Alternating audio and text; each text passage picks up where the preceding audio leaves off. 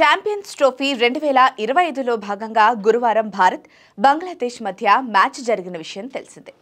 Dubai వేదికగా జరిగిన ఈ మ్యాచ్లో టీమిండియా 6 వికెట్ల తేడాతో ఘన విజయం సాధించింది. 23న చిరకాల ప్రత్యర్థి పాకిస్తాన్తో మ్యాచ్కి ముందు ఆత్మవిశ్వాసం సంపాదించుకుంది. గిల్ సెంచరీ, షమి 5 వికెట్ల హాల్తో అదరగొట్టారు. మరోవైపు బంగ్లాదేశ్ 35 పరుగులకే 5 వికెట్లు కోల్పోయిన తర్వాత కూడా 228 పరుగులు చేయగలిగింది. టీమిండియాతో జరిగిన మ్యాచ్లో బంగ్లా బ్యాటర్లు తౌహీద్ హృదయ్, జాకర్ అలీ ఇద్దరూ 6వ వికెట్కు 154 పరుగుల భారీ భాగస్వామ్యంతో బంగ్లాకు ఫైటింగ్ స్కోర్ ఇచ్చారు. ముఖ్యంగా తౌహీద్ అయితే అద్భుతమైన సెంచరీతో బంగ్లాదేశ్ క్రికెట్ చరిత్రలోనే ఒక గొప్ప ఇన్నింగ్స్ ఆడాడు. జట్టు 35 పరుగులకే 5 వికెట్లు కోల్పోయిన దశ నుంచి 228కు చేరిందంటే అది తౌహీద్ పోరాటంతోనే. పైగా అంతసేపు ఎండలో బ్యాటింగ్ చేయడంతో అతని ఒళ్ళు హూనమైపోయింది.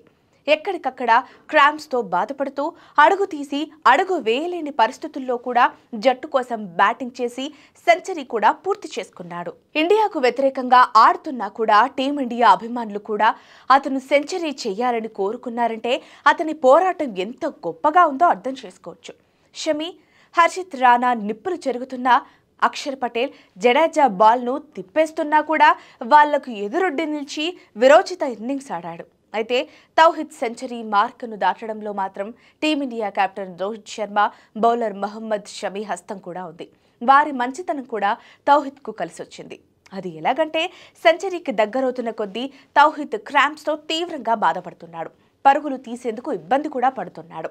తీవ్ర వేడి, చాలాసేపు గ్రౌండ్లో బ్యాటింగ్ చేయడం, ఎక్కువగా వికెట్ల మధ్య పరిగెడుతూనే రన్స్ చేయడంతో బాగా అలసిపోయాడు. రన్స్ కోసం ఒక ఎండ్ నుంచి మరో ఎండ్కు వెళ్తూ కింద పడుతున్నాడు. పాపం అతని ఒంట్లో అసలు ఓపికే లేదు. అలా కింద మీద పడుతూ తౌహీద్ 99కు చేరుకున్నాడు.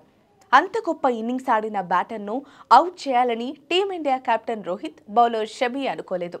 అతను సెంచరీ పూర్తి చేసుకోవాలని వాళ్ళు కూడా అనుకున్నారో ఏమో కానీ 49వ ఓవర్లో అతను స్ట్రైక్లో ఉన్న సమయంలో రోహిత్ శర్మ ఆఫ్ సైడ్ పాయింట్లో అసలు ఫీల్డర్స్ పెట్టలేదు. అలాగే షమి కూడా పూర్తిగా ఆఫ్ సైడ్ డెలివరీలు 2 వేశాడు. అది కూడా పూర్తి జోష్ పెట్టకుండా ఏదో పిల్లాడికి వేసినట్లు వేశారు. అప్పటికీ తొలి బంతి వైడ్ వెళ్ళింది. రెండో బాల్ను కూడా అలాగే వేశాడు. దాంతో తౌహీద్ మెల్లగా దాన్ని టచ్ చేసి సింగిల్ తీసుకుని సెంచరీ పూర్తి చేసుకున్నాడు. అక్కడ సీన్ చూస్తే పాపం క్రాంప్స్తో తౌహీద్ షాట్లో ఆడలేదని, వికెట్ టు వికెట్ వేస్తే లెగ్ బిఫోర్ అవుట్ అవుతాడని షమి వైడ్ ఆఫ్ స్టంప్ డెలివరీలు వేసినట్లు, అందుకోసమే రోహిత్ స్లీప్తో పాటు పాయింట్లో ఫీల్డర్లను పెట్టలేదని అర్థం చేసుకోవచ్చు. దీనిపై మ్యాచ్ జరుగుతున్న సమయంలో కామెంటర్లు కూడా మాట్లాడారు. ఏది ఏమైనా ఓ ఆటగాడి గొప్పతనం మరో ఆటగాడికే తెలుస్తుందన్నట్లు తౌహీద్ పోరాటానికి రోహిత్, షమి తమ వంతు హెల్ప్ చేశారు. అయితే తౌహీద్ సింగిల్ తీసి సెంచరీ పూర్తి చేసుకున్న తర్వాత టెస్కన్ స్ట్రైక్లోకి వచ్చిన తర్వాత షమి ఫుల్ స్పీడ్తో వికెట్ ప్యాడ్లను టార్గెట్ చేస్తూ బాల్ వేశాడు. అదే బాల్ తౌహీద్కి వేసి ఉంటే అవుట్ అయ్యేవాడు. ఇలా రోహిత్, షమి మంచి మనసుతో తౌహీద్ సెంచరీ పూర్తి చేసుకున్నాడు. అలాగే శుభ్మన్ గిల్ సెంచరీ పూర్తి చేసుకునే సమయంలో కూడా Bangladesh bowler Taskin ball throw వేయొద్దని ఫీల్డర్కు చెబుతున్న వీడియో కూడా సోషల్ మీడియాలో వైరల్గా మారింది. ఇలా ఆటగాళ్లు ఒకరినొకరు గౌరవించుకుంటూ క్రీడా స్ఫూర్తిని చాటారు.